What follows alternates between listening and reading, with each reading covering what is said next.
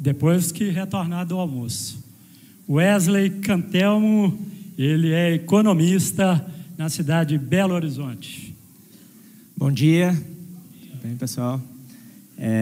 Bom, eu vou separar aqui minha fala em 3 momentos, então aproveitando para pegar o gancho. Uma que é para a gente explorar um pouco mais sobre essa dinâmica econômica, né, que certamente nos trouxe esse quadro da crise climática, como ele tem sido abordado também sob o ponto de vista econômico. Acho que isso é importante. Inclusive, vai dialogar muito bem com as falas do professor e da professora, porque fica muito claro que a solução para a crise ela envolve um novo desenho, né, de formato de modelo econômico vigente. Isso vai desde aspectos muito locais, a professora citou aqui muito bem, como que a proposição de soluções que são necessárias e que estão sendo apontadas como as mais eficazes, elas vão, sim, né, conflitar com modelos de atividades econômicas locais, né? Ela citou aqui o caso do setor imobiliário, a gente poderia dizer vários outros, e passando em diversas escalas, né, desse tipo de um novo movimento, né, esse tipo de modificação das relações econômicas, e isso tem, obviamente, o seu aspecto global também, né? Sobretudo, como o professor colocou muito bem, no que diz respeito à matriz, né, de energética vigente e com a grande hegemonia ainda dos combustíveis fósseis.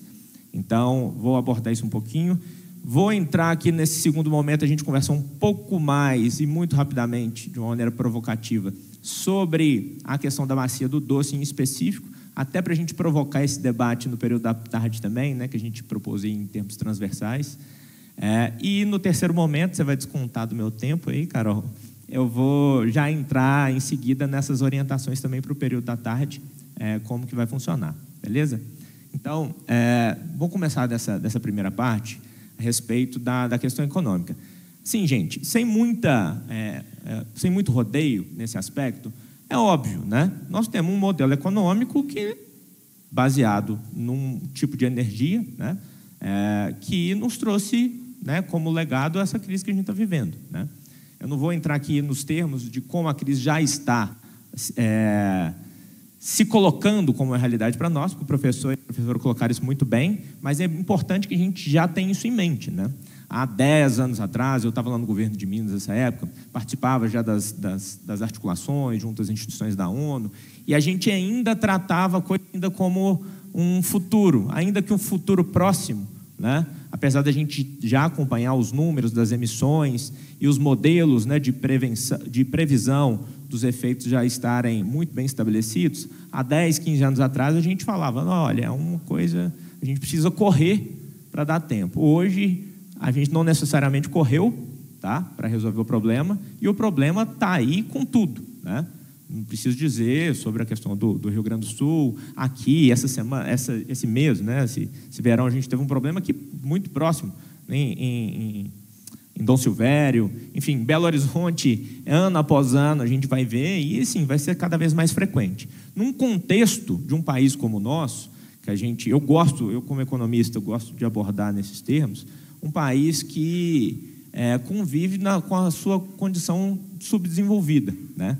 O que nos faz, o que torna o nosso desafio ainda maior, porque a gente precisa lidar com os nossos déficits civilizatórios ainda acumulados, sob o ponto de vista social, sob o ponto de vista infraestrutural, sobre o processo de urbanização como ele se deu no nosso país, inclusive, né, sobre o nosso sistema produtivo, a nossa composição, né, econômica aqui do nosso sistema produtivo, muito baseado na utilização intensa de recursos naturais, né, voltado para uma economia de exportação, vai ser um outro assunto, mas o fato é que os problemas gerados pela mudança do clima, eles se somam aos problemas que a gente já tem que enfrentar há muito tempo, né, e que tem a ver com os nossos arranjos sociopolíticos. Então, é um desafio enorme.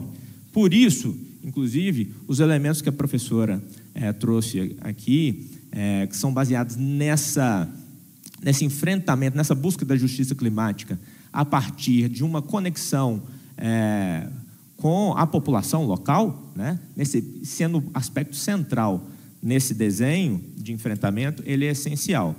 Isso vai também ser necessário que a gente repense, né, os aspectos aí em nível global, mas também em nível local, do nosso sistema produtivo, das técnicas, né, da tecnologia empregada, do envolvimento de pessoas. Tudo isso é necessário e nós já estamos muito atrasados, muito mesmo. Você passa o próximo slide, por favor? Pode passar para o próximo, mas só para a gente lembrar, né, coisa que o professor já colocou, que é a questão da desigualdade climática, que é isso, né, que o pobre está sofrendo mais, não é que vai sofrer, está sofrendo mais. Isso o pobre na sua dimensão pessoal ou local, porque são as pessoas que habitam, em geral, as áreas de risco, né? Mas o pobre também nessa concepção mais geopolítica, eu diria, que são as regiões mais pobres, né? Os países mais pobres, os continentes mais pobres. E esse é um aspecto central quando a gente vai discutir a questão das tecnologias e do financiamento também de combate à crise climática. Vocês devem acompanhar na imprensa, é uma realidade que a gente tem vivido, sucessivamente tem ocorrido decepções quando a gente vai tratar do tema do financiamento nas COPs, né? Que são essas reuniões que são feitas ano a ano para discutir as estratégias globais de enfrentamento da crise climática. Então, o tema central tem sido essa questão do financiamento e, sucessivamente, a gente sai lá a manchete, né, nos jornais que acompanham, mais uma vez a COP fracassa na discussão do financiamento. E a discussão ela ocorre basicamente no seguinte sentido, né? É muito claro que os países hoje considerados desenvolvidos, né, são os maiores responsáveis, são aqueles que acumulam os maiores índices de emissão ao longo da história, né? São também os países com maior capacidade de mobilização de recursos para o enfrentamento. Mas são também os países em geral, e aí, sobretudo, os Estados Unidos, e aí foi chamado isso a atenção hoje aqui já, né? São países muito resistentes, e não só o país em si, mas também os grupos econômicos, né, os setores econômicos, são mais resistentes em fazer alocações que são necessárias, inclusive para cobrir os recursos de financiamento da adaptação naqueles que sofrem mais, né? Então, a gente está falando aqui da América Latina, a gente está falando do continente africano, a gente está falando de alguns países do Pacífico, enfim, que tem grandes dificuldades já para lidar com os efeitos da alteração climática, que já são realidade, né, porque os recursos são insuficientes, né?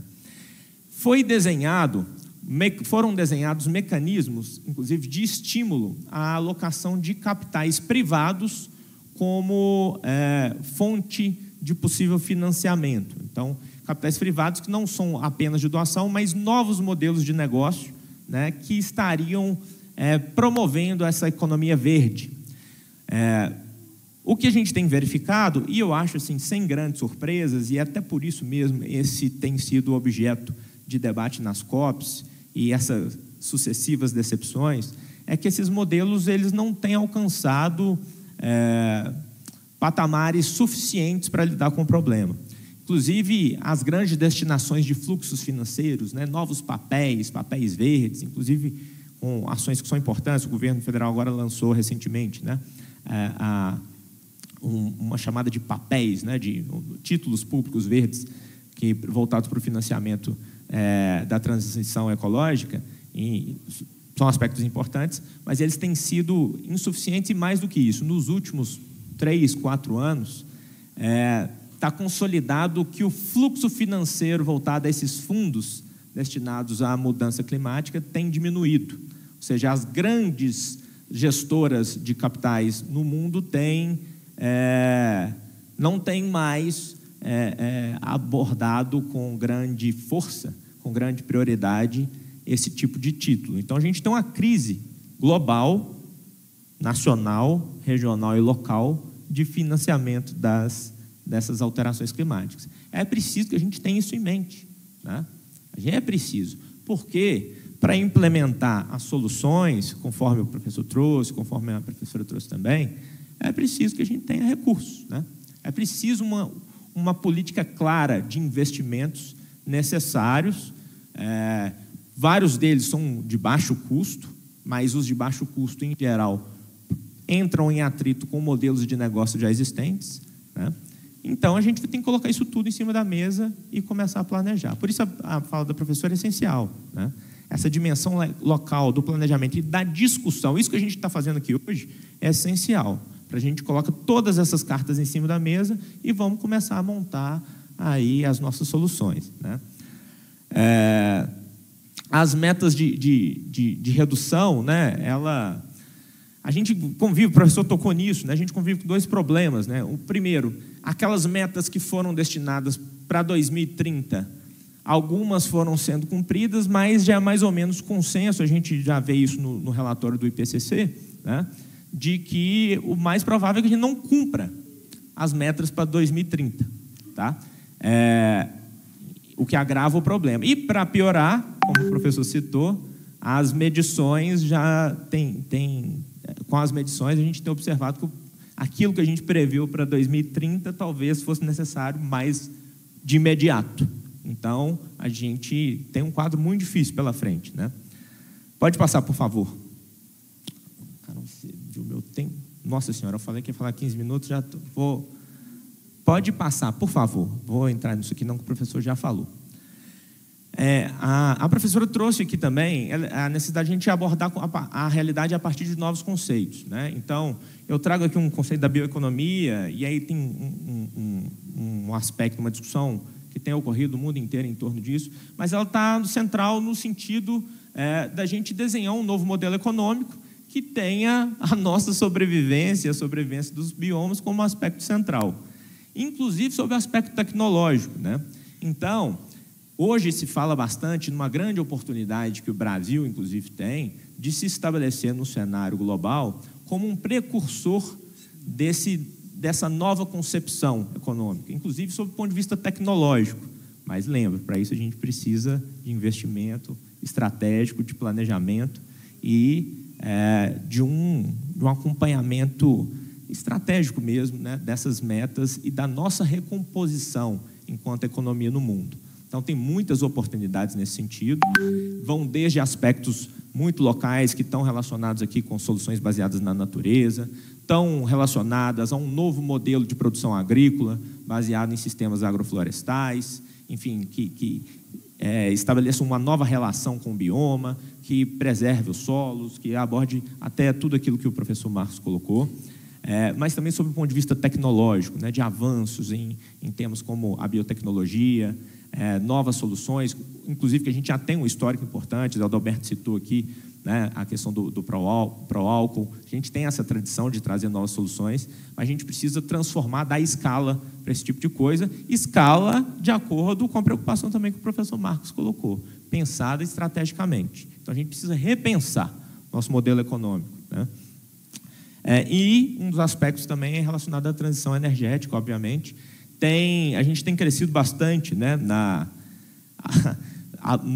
prática, né, com relação à inserção de novas fontes de energia, eólica, fotovoltaica, apesar que o nosso desenho institucional, na minha avaliação, teve um retrocesso. A gente tem um espaço hoje no Brasil reservado para combustíveis fósseis, sobretudo por meio de termoelétricas, que é uma alteração recente na legislação, acho que foi um passo para trás. Mas temos caminhado aí nessa transição energética. Temos que olhar isso com muito cuidado, porque o modelo econômico que se estabelece para essa transição energética também, ele não pode ser um modelo gerador de novos impactos. Há alguns episódios que a gente já tem observado, sobretudo no Nordeste, a gente vê a alocação de grandes áreas, né, com plantas, né, de energia eólica, e que tem gerado impactos locais que são relevantes também. Então, a gente tem que pensar esse aspecto como um sistema complexo mesmo, né? Sabendo que cada passo que a gente dá, né, cada decisão, ela tem uma série de consequências que a gente precisa ter um esforço de mapeamento e de consideração nas nossas soluções. Pode passar, por favor? Tá, pode passar. Eu não vou, pode até deixar, pode deixar aí, por favor, nessa do Bacia do Piranga, no próximo. No próximo, por favor. Isso, aí, pode deixar aí. Aqui, eu usei como referência um instrumento de planejamento que eu acho da maior importância, bom que o Marcelo está aqui, que são os planos de bacia, né, hidrográfica. Inclusive, o plano aqui do Piranga aponta, de uma maneira muito clara, objetiva, algumas necessidades que são prementes para lidar com a questão da gestão de recurso hídrico aqui para a região e alguns investimentos que são necessários. Inclusive, eu citei aí, então, alguns deles. E que eu somaria, na verdade, essa necessidade de investimento e de trazer, inclusive, esses elementos que são centrais para o combate para o enfrentamento da crise climática aqui na Bacia do Piranga, também com o arranjo institucional, meu Deus, com o arranjo institucional da reparação do Rio Doce, conforme tem sido discutido desde a assinatura do novo acordo, né, no finalzinho do ano passado. É central, né? A gente sabe que a Bacia do Piranga é a principal bacia do Doce, né? Desde lá da época, e aqui eu falo assim, com alguma propriedade institucional, porque eu fui um dos coordenadores do desenho lá atrás, inclusive ratifica aqui as palavras do Zé Adalberto. A gente lutou muito para ser de uma forma diferente, mas a gente acabou sendo vencido, né? Hoje, fora do governo, eu posso falar isso, né? Em termos do modelo, que a gente achava desde sempre que era necessário essa articulação central com os municípios, com as populações locais. Enfim, mas agora, tentando recuperar, eu acho que é essencial que aqui, né, essa conferência se coloque dê uma luz para esse processo de alocação desses recursos dentro daquilo que a bacia precisa. Até porque já é um consenso desde lá de trás que a estratégia fundamental para a recuperação do próprio Rio Doce é cuidar dos seus afluentes, das suas bacias hidrográficas, é fazer produção de água, né, como a gente diz. E para isso, bom, a gente já citou várias soluções aqui, tem tudo a ver com isso, né, soluções baseadas na natureza, preservação, né, de matas ciliares, enfim, áreas de conservação e etc. Nascentes, etc. Enfim, então eu trago essa questão da necessidade do olhar especial sobre a bacia hidrográfica do Piranga, mas trago também três pontos que eu acho que são essenciais e que podem ser discutidos nesse âmbito também da reparação, além da estratégia como um todo, né? Um deles, a professora já citou muito bem, que é a questão do uso e ocupação do solo, e aí assino embaixo tudo que ela disse também sobre soluções baseadas na natureza, né, novos arranjos sociais para a gente definir esses processos, inclusive na elaboração dos planos diretores, nos planos de gestão de risco também. A gente precisa repensar e trazer esse volume de recursos para a jogada em torno da questão do modelo produtivo, né? Então, sobretudo aí nesse modelo de produção agrícola, incorporando novos elementos tecnológicos, nessa articulação com a Embrapa, que já existe, nessa articulação com Viçosa, Universidade Viçosa, que é muito importante, que já existe, mas com disponibilização de crédito, disponibilização de recursos que ajudem o produtor a fazer essa reconversão ecológica, né? Que não é simples, né? Tecnicamente, ela pode ser simples na sua aplicação, mas não é simples estabelecer isso no modelo de negócio que já está estabelecido há muito tempo, né? Então, eu acho que a gente tem que trazer esse elemento para o debate, inclusive incorporando essa dimensão da bioeconomia, enfim. E, por fim, a questão da segurança hídrica, que eu já citei, mas que envolve, né, também a alocação de recursos para a proteção, né, para a proteção das áreas verdes, para o monitoramento, né, e aí o monitoramento de risco e o monitoramento do abastecimento de água, enfim, e para essa proteção da bacia como um todo, para a gente ter segurança hídrica e segurança também no que diz respeito a toda a estrutura, né, de vida aqui da região. Bom, essa era a minha contribuição provocativa aí para vocês, né, com relação ao tema. Aí eu deixo a sua escolha, Carol, se eu já vou na sequência dando as orientações ou se você quer fazer um comentário. Não. Então, beleza. Então, eu vou ficar até de pé aqui, ó. Já agradeço a vocês, a parte técnica da minha fala acabou, tá bom? Obrigado. Valeu. Então, assim,